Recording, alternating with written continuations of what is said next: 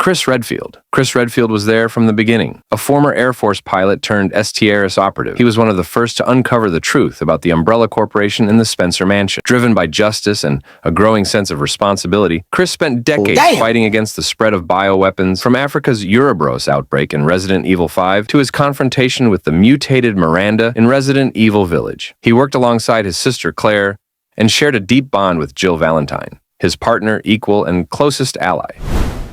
Jill Valentine was a skilled STARS operative, survived the original mansion incident, and later endured a relentless pursuit by Nemesis during the Raccoon City outbreak in Resident Evil 3. Intelligent, resourceful, and determined, Jill was later abducted and brainwashed by Albert Wesker. But even then, she fought her way back to freedom. Her mission was always clear: stop Umbrella, protect the innocent, and survive, no matter what. Leon S. Kennedy entered the chaos on what should have been his first day as a rookie cop in Resident Evil 2. Thrown into the heart of Raccoon City's collapse, he rescued a child, met the mysterious Ada Wong, and survived. That trial transformed him into a government agent, the one they send when the world is about to fall apart. From saving the president's daughter in Resident Evil 4 to uncovering political corruption in RE6, Leon became one of the franchise's most skilled and iconic heroes. His relationship with Ada remained unresolved, filled with trust, betrayal, and unspoken emotion.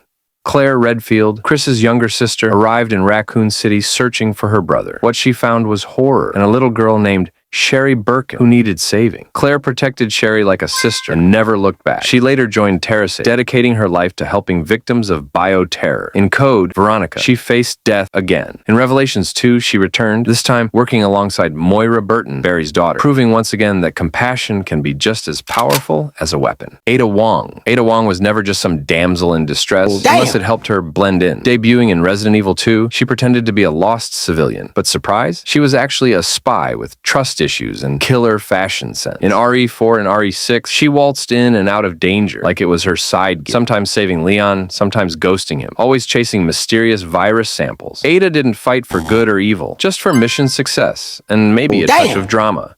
Ethan Winters. Ethan Winters, a man with no combat experience, no mission, just a missing wife, and a whole lot of bad luck. In Resident Evil 7, Ethan ventured into the Baker estate, where he faced a twisted, infected family. But he survived, and in Resident Evil Village, he went further, fighting monsters, uncovering family secrets, and ultimately sacrificing himself to save his daughter, Rose. Ethan was proof that even the most ordinary person can become a hero when love is the only thing left to fight for, even though his hands are like a Lego piece. Barry Burton, a founding STARS member, had one goal: protect his family. Known for his powerful magnum and cheesy one-liners, Barry re-emerged in Revelations 2 to save his daughter, Moira, from a remote island controlled by a twisted experiment. Loyal and experienced, Barry reminded everyone that age and fatherhood didn't dull a warrior's heart. Rebecca Chambers. Rebecca Chambers was the youngest member of STARS, just 18, when she was assigned as a field medic. In Resident Evil 0, she teamed up with escaped convict Billy Cohen to survive Umbrella's horrors aboard a moving train and a decaying facility. Later, she'd survive the Spencer Mansion with Chris. Rebecca was brains under pressure, young but never naive. Sherry Berkin's story began in terror. She was the daughter of Umbrella scientists responsible for the G virus, forced to flee through the city's sewers during the events of RE2. Thanks to Claire, she survived, but her life was changed forever. In RE6, Sherry returned as a government agent, now carrying regenerative abilities due to exposure as a child. She fought to stop a new outbreak, this time partnered with a man whose past was darker than her own, Jake Muller. Jake Muller never wanted to be a hero. A mercenary for hire, he was dragged into the fight when it was revealed that his blood could create a cure for the C virus. The son of Albert Wesker, Jake had power in his veins, but he chose to use it for good. Teaming up with Sherry, he helped end a major threat in Resident Evil 6, proving that legacy doesn't have to define destiny. Do you like a content like this? Consider subscribing. Yeah, bye for now.